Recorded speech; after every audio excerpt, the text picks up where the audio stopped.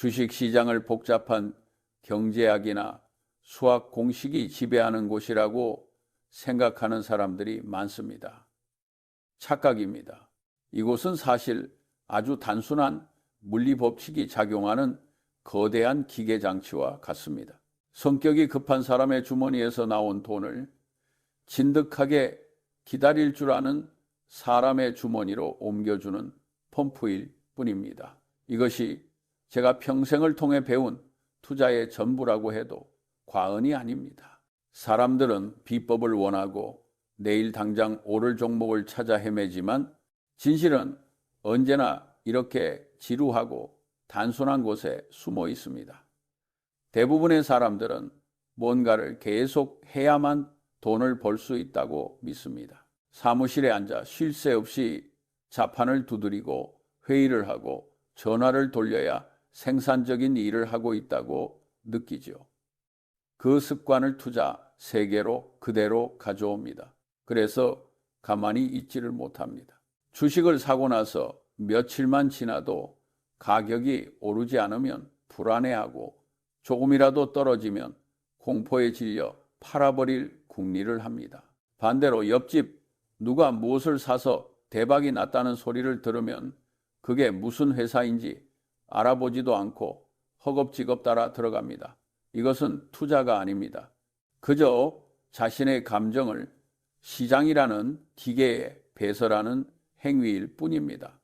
그리고 시장은 그런 감정적인 배설물들을 아주 비싼 값에 처리해 줍니다. 바로 여러분의 손실이라는 비용을 청구해서 말이죠. 투자의 세계에서 활동과 성과는 아무런 상관관계가 없습니다. 오히려 반비례하는 경우가 더 많습니다. 훌륭한 투자자는 독수리와 같습니다. 독수리는 하루 종일 하늘을 빙빙 돌며 아무것도 하지 않는 것처럼 보입니다.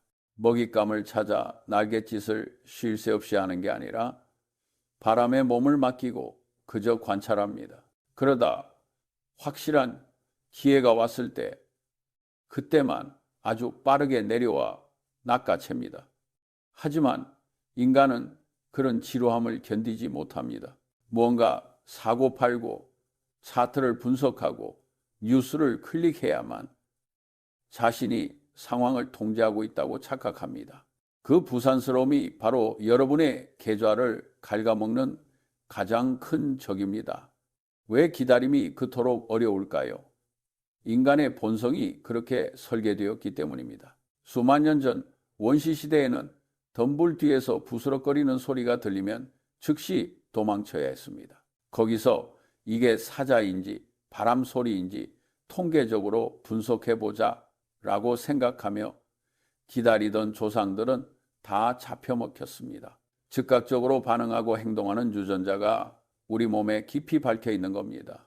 하지만 현대의 금융시장은 그런 본능과는 정반대로 움직여야 살아남을 수 있는 곳입니다.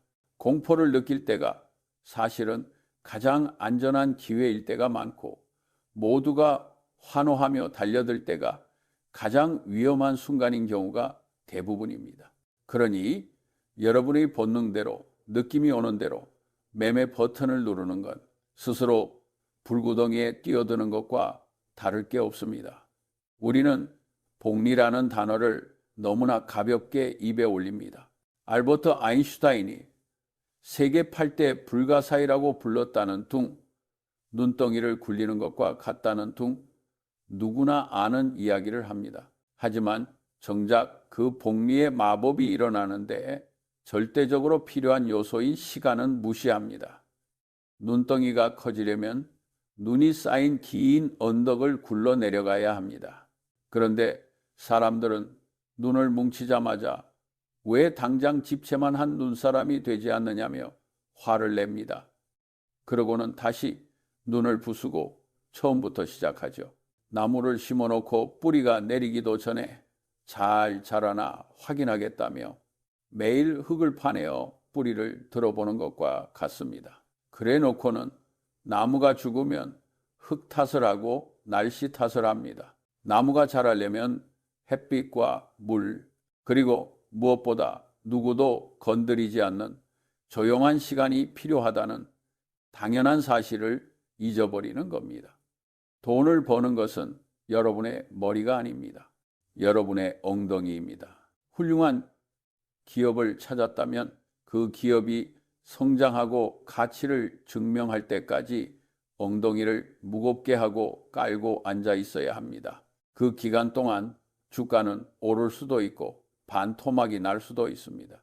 시장은 조울증 환자와 같아서 어떤 날은 세상을 다 가진 것처럼 들떠서 비싼 값을 부르고 어떤 날은 세상이 망할 것처럼 우울해하며 헐값을 부릅니다. 여러분이 보유한 기업의 가치는 변하지 않았는데 가격표만 매일 바뀌는 겁니다. 그 변덕스러운 가격표에 일희일비하며 엉덩이를 들썩거리는 순간 여러분은 투자자가 아니라 시세판의 노예가 되는 겁니다. 물론 아무 주식이나 사놓고 무작정 기다린다고 해서 부자가 되는 건 아닙니다. 썩은 나무에 물을 준다고 열매가 맺히지는 않으니까요. 하지만 공부를 통해 훌륭한 기업을 골라냈다면 그 다음부터 필요한 건 지능이 아니라 기질입니다. 세상의 소음을 차단하고 자신의 판단을 믿고 고통스러운 시간을 견뎌내는 기질 말입니다. 똑똑한 사람들이 주식시장에서 실패하는 이유는 머리가 나빠서가 아닙니다. 그들은 자신이 남들보다 똑똑해서 시장의 흐름을 예측할 수 있다고 자만하기 때문입니다. 그들은 기다림을 무능력이라고 생각합니다. 그래서 잦은 매매로 자신의 똑똑함을 증명하려고 하죠. 결과는 뻔합니다. 수수료와 세금, 그리고 잘못된 타이밍의 매매로 자산은 서서히 녹아내립니다. 반면 자신이 시장을 예측할 수 없다는 사실을 인정하는 사람은 겸손하게 기다립니다. 좋은 기업이 일을 해서 돈을 벌어올 때까지, 시간이 내 편이 되어줄 때까지 묵묵히 자리를 지킵니다. 결국 승리는 이 미련해 보이는 곰 같은 사람들의 몫입니다. 한국 사회는 특히나 빠름을 강조한다고 들었습니다. 모든 것이 순식간에 변하고 남들보다 뒤처지는 것을 죽기보다 싫어하는 문화가 있다는 것도 압니다. 옆 사람이 부동산으로 돈을 벌었다, 코인으로 대박이 났다더라 하는 소리가 들리면 배가 아파서 잠을 못 잡니다. 질투는 인간이 가진 감정 중에서 유일하게 단 한순간의 쾌락도 주지 않는 백해무익한 감정입니다. 그런데도 이 질투심 때문에 자신의 페이스를 잃고 무리하게 시장에 뛰어듭니다. 나만 벼락거지가 될 수 없다는 조급함, 그것이 여러분을 진짜 거지로 만드는 지름길입니다. 남들이 돈을 벌든 말든 신경 끄십시오. 그건 그 사람의 인생이고 여러분의 투자는 여러분의 인생입니다. 다른 사람의 속도에 맞춰 달리려다 보면 결국 제풀에 지쳐 쓰러지게 되어 있습니다. 투자는 릴레이 경주가 아닙니다. 결승선이 정해진 것도 아니고 심판이 있는 것도 아닙니다.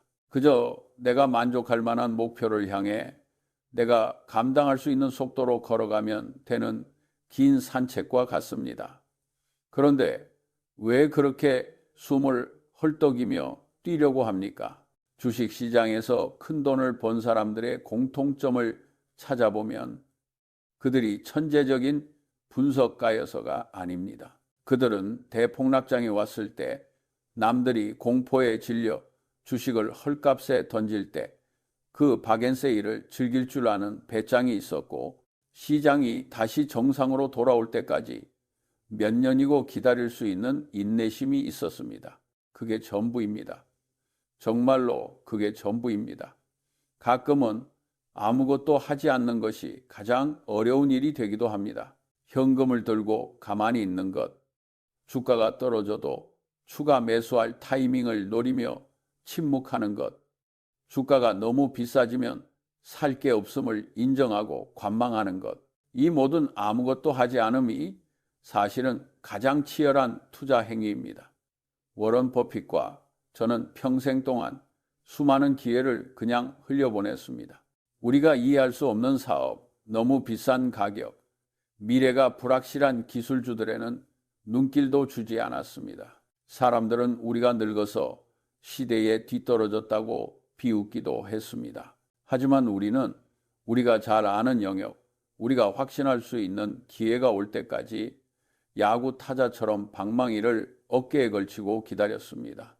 스트라이크 존에 들어오는 정말 치기 좋은 공이 올 때까지 말이죠. 나쁜 공에 방망이를 휘두르지 않았다고 해서 삼진 아웃을 당하지는 않습니다. 투자에는 스트라이크 아웃이 없습니다. 여러분이 휘두르지 않으면 아무런 일도 일어나지 않습니다. 억지로 휘두르다 빗 맞느니 평생 한두 번 올까 말까 한 홈런 볼을 기다리는 게 훨씬 낫습니다. 많은 사람들이 투자를 통해 인생 역전을 꿈꿉니다. 하지만 역설적이게도 인생을 한 방에 뒤집으려는 욕심을 버려야 투자를 통해 인생을 바꿀 수 있습니다. 부자가 되는 것보다 더 중요한 것은 망하지 않는 것입니다. 기다릴 줄 모르는 사람은 반드시 무리한 베팅을 하게 되고 레버리지를 쓰게 되고 결국 한 번의 실수로 시장에서 퇴출당합니다. 하지만 인내심 있는 사람은 빚을 내지 않고 여유 자금으로 투자하며 시간이 흐를수록 자산이 쌓이는 구조를 만듭니다. 그들은 절대 망하지 않습니다. 속도가 조금 느릴 수는 있어도 방향은 확실히 위를 향하고 있기 때문입니다. 천천히 부자가 되는 것은 죄가 아닙니다. 오히려 빠르게 부자가 되려다 빠르게 파산하는 것이야말로 자신의 인생에 대한 직무유기입니다. 주식시장은 여러분에게 매일매일 시험지를 던집니다. 지금 팔래, 지금 살래, 가격이 이렇게 요동치는데 가만히 있을 거야? 하고 유혹하고 협박합니다. 그 소란스러움 속에서 고요한 마음을 유지하는 것, 그것이 바로 투자의 내공입니다. 여러분이 산 주식의 기업이 오늘도 공장을 돌리고 물건을 팔고 이익을 내고 있다면 주가 창을 덮고 산책을 나가십시오. 책을 읽고 가족과 시간을 보내십시오. 기업이 일하게 놔두고 여러분은 여러분의 삶을 사십시오. 그러다 보면 어느새 시간이 여러분의 자산을 키워놓았음을 발견하게 될 겁니다. 이 단순한 진리를 깨닫는데 저는 꽤 오랜 시간이 걸렸습니다. 젊은 날에 저는 더 똑똑해 보이려고 애썼고 더 빨리 결과를 얻으려고 서둘렀습니다. 하지만 머리가 하얗게 센 지금 돌아보니 결국 남는 것은 묵직하게 자리를 지킨 시간들이었습니다. 똑똑한 척하는 토끼들은 다 지쳐서 나가떨어지고 우직한 거북이들이 결승선에 도착해 있는 곳이 바로 여기 주식시장입니다. 부디 여러분은 스스로의 조급함과 싸워 이기십시오. 세상이 시끄럽게 떠들어도 귀를 막고 여러분이 심은 씨앗이 싹을 틔울 때까지 기다려 주십시오. 그 기다림의 시간 동안 겪어야 할 지루함과 불안함이야말로 나중에 여러분이 얻게 될 부에 대한 정당한 대가입니다. 공짜 점심은 없습니다. 인내심이라는 비싼 수업료를 내지 않고 주식시장에서 돈을 벌어가려는 생각은 애초에 하지 마십시오. 시장은 참을성 없는 자들에게서 참을성 있는 자들에게로 부를 이전하는 거대한 분배기라는 사실, 오늘 밤 잠들기 전에 이 문장을 다시 한번 곱씹어 보시길 바랍니다. 결국 마지막에 웃는 사람은 가장 빠른 사람이 아니라 가장 오래 버틴 사람일 테니까요. 그게 이 자본주의 정글에서 살아남는 유일하고도 확실한 생존 법칙입니다. 그런데 여기서 한 가지 더 생각해 보아야 할 문제가 있습니다. 많은 사람들이 기다림을 그저 시간이 지나가기만을 바라는 수동적인 행위로 오해한다는 점입니다. 제가 말하는 기다림은 감나무 밑에 입을 벌리고 누워있는 게으름이 아닙니다. 진정한 기다림은 깨어있는 상태입니다. 세상이 미쳐 돌아갈 때 그 광기 어린 소용돌이에 휩쓸리지 않기 위해 정신을 바짝 차리고 있는 상태, 그것이 진짜 기다림입니다. 여러분, 주변을 둘러보십시오. 주식시장뿐만 아니라 세상 모든 곳이 복잡함을 숭배하고 있습니다. 금융상품은 갈수록 이해하기 어려워지고 투자 전략이라는 것들은 온갖 수학 공식과 난해한 용어로 포장되어 있습니다. 사람들은 무언가 어렵고 복잡한 것에 비밀이 숨겨져 있다고 믿습니다. 쉬운 길은 시시해 보이고 어려운 길은 있어 보이니까요. 하지만 저는 장담하건대 투자의 세계에서 복잡함은 사기꾼들이 가장 좋아하는 은신처입니다. 월스트리트의 은행가들이나 증권사 직원들이 왜 그토록 복잡한 파생 상품을 만들어 팔겠습니까? 여러분을 부자로 만들어주기 위해서가 아닙니다. 그 상품의 구조를 여러분이 이해하지 못하게 만들어 그 사이에 숨겨진 막대한 수수료를 챙기기 위해서입니다. 저는 살면서 단 한 번도 제가 이해하지 못하는 사업에 돈을 넣은 적이 없습니다. 사람들이 이제는 시대가 변했다느니, 새로운 패러다임이 왔다느니 하며 떠들어댈 때도 저는 제가 아는 단순한 원칙을 호소했습니다. 그게 저를 꽉 막힌 늙은이처럼 보이게 했을지도 모릅니다. 하지만 결과는 어땠습니까? 닷컴 버블이 터지고 서브프라임 모기지 사태가 터지며 복잡한 수식으로 무장했던 천재들이 파산할 때 우리는 멀쩡했습니다. 우리는 그저 우리가 이해할 수 있는 것, 현금 흐름이 확실하고 비즈니스 모델이 단순한 기업을 쥐고 있었을 뿐입니다. 여러분도 그래야 합니다.